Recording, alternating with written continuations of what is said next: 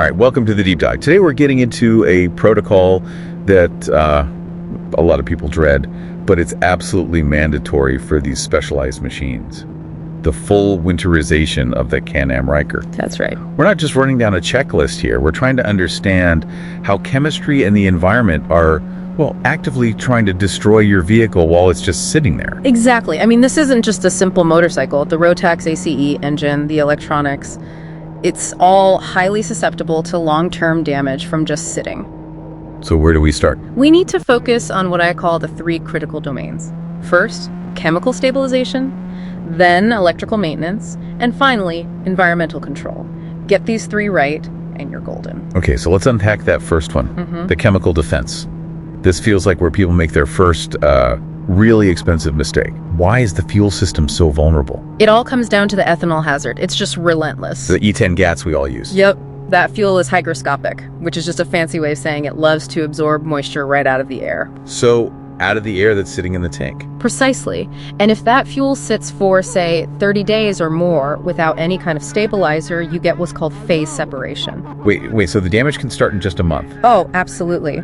The water and ethanol bond, they sink to the bottom, and you get this corrosive acidic sludge just sitting there. And that's sitting right on top of the fuel pump. On the pump, in the lines, the filters. It's a nightmare. So the mandate here, and it's non-negotiable, is to fill the tank completely. To get rid of the air. Right. Then add your stabilizer, and this is the part people forget, run the engine for a good 10 to 15 minutes. You have to get that treated fuel through the entire system. Okay, so fuel is step 1. What about the engine oil? I hear this all the time. People say, I only put 500 miles on it, the oil's clean, they just skip it. And that is a huge mistake. Here's where it gets really interesting. That low mileage oil is still, contaminated. So. When the engine runs, combustion creates these nasty acidic byproducts. Engine oil has additives to neutralize those acids, and we measure that with its total base number, or TBN. TBN. So as you ride, that TBN gets used up. If you store the Ryker all winter with depleted TBN, those acids don't go anywhere. They just sit there stagnant, eating away at your bearings, your crankcase. So you're basically giving the acid a 5-month head start. You got it. Changing the oil before storage puts fresh high TBN oil in there, which gives you maximum protection while it's sitting static. That makes perfect sense. Yeah. All right, let's talk about the electrical system. Everyone knows Ryker batteries, they die so fast. Why is a tender mandatory? It's the design. The Ryker has a stator charging system, not a high-output car alternator. Yeah. So that 12-volt battery is just super susceptible to discharge and sulfation. What exactly is sulfation in this context? It's when the battery charge drops and sulfate crystals start forming on the lead plates inside. Those crystals are like a shield.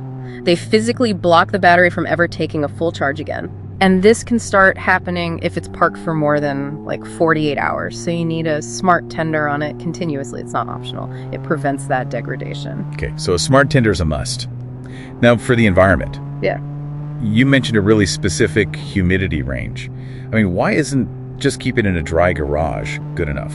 Because dry is too vague and can even be damaging. You're aiming for a very specific sweet spot between 50 and 55% relative humidity. That's very precise. It is. If you go above 60% RH, you get rust. Below 30%, you have another problem. Seals, hoses, and plastics start to dry out, get brittle, and crack.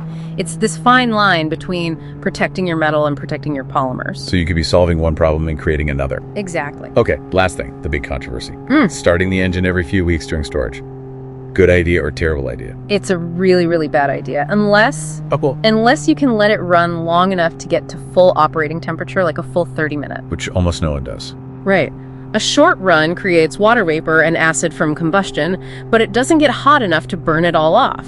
So you're actually introducing more moisture and acid inside your engine. It completely defeats the purpose. So you're better off just letting the stabilized fluids do their job. 100%. Rely on your chemical prep. It's far superior to a risky short run. So when you put it all together, successful winterization isn't a checklist. It's a systematic defense from TBN to 55% RH that respects what this machine actually is. Absolutely. Stick to these protocols and you prevent the really costly headaches corroded fuel pump, internal rust, and it means you're actually ready to ride the moment spring hits. Right, so here's a final thought for you to mull over.